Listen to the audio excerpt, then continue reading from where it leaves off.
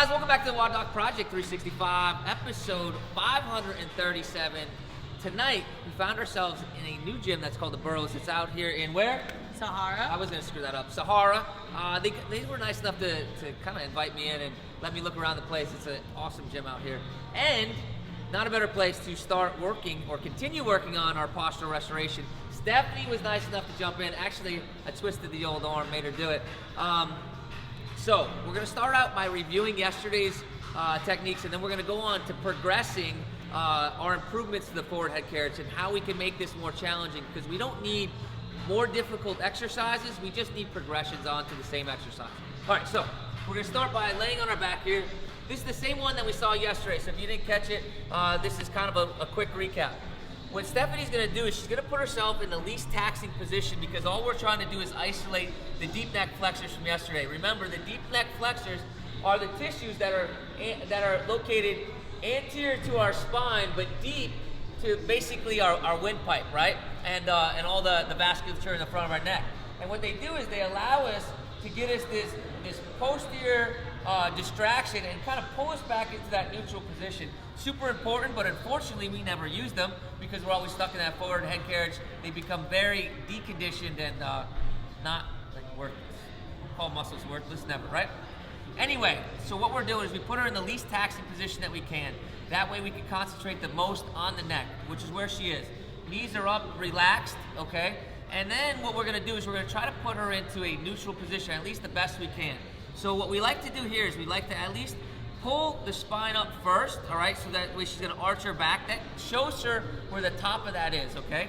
And then she's gonna go ahead and push that down into my hand, which is basically what she's doing is she's just pushing the small of her back and securing against the ground. What that does is it automatically makes her brace her torso. Now we can just leave that be. She's gonna stay like that for the rest of the exercise.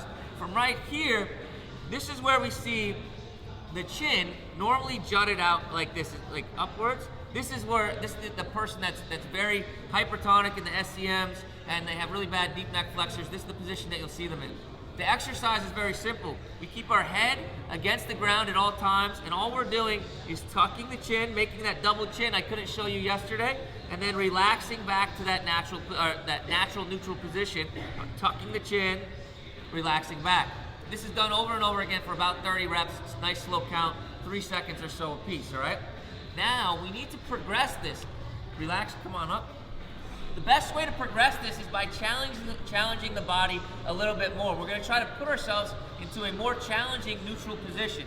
And Stephanie's gonna do that by sitting against, it can be a wall, or in this case, we have the rig here, okay? We're cutting out the lower extremity, but we're still using the butt, basically from the top of the torso, the butt to the shoulders, and now we have to hold that in a vertical plane rather than against the ground. So that's why it's the next step in the challenge level, right? First thing she's gonna do is push the small of her back instead of against the ground. Now she's against the vertical beam of the rig here, right? Tummy's still tight and tense, right? She's still bracing. Now the head is against the rig, right? From right here, everything is still the same, except now you're probably gonna have to actively push your chin up, but the head always stays in contact, right? Santa Claus hat is helping here. Good, back and forth. Everything else stays exactly the same. 3 seconds or so, about 30 reps. Watch your head when you come up here. Come all the way up. The next and final position is the one that gets a little bit more difficult for most of us because it's the most challenging for our natural mobility. And what you're gonna see here with Stephanie is we're gonna go to a standing position, right? You're gonna see with their heels, buttock, shoulders against the rig, as well as her head.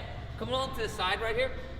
What you want to see is as little as a space here as you get here, right? So give me that anterior pelvic tilt, like we're the opposite way. Like push it out, push it out, push it out. There you go. So that would be bad, right? We want to see as little as that as we can, and we're going to tuck the pelvis, pull that back, brace the stomach right there. That's wonderful. But you see what happens with Stephanie is it's very hard for her to hold her back there. More importantly than she has her back on the wall is her upper back is in that neutral position, right? So bring these shoulders back. Good, relax the shoulders. When you do this, reach for the ground for me. Good. When you reach for the ground, you naturally turn these traps off, and we don't want those on during this exercise. Head is still gonna stay against the rig, okay? And we're gonna go back to making our double chin, right? And back up, and double chin, back up, okay? When you're doing this by yourself and you don't have somebody else that's working with you, instructing, you did an awesome job. What we do here is we give you a towel. Everything else stays the same, okay? Now I just put the towel behind my head. That's my little check mark. So I got my butt, my back, my chest, heels against the ground, and all I'm gonna do is I'm gonna do my double chin.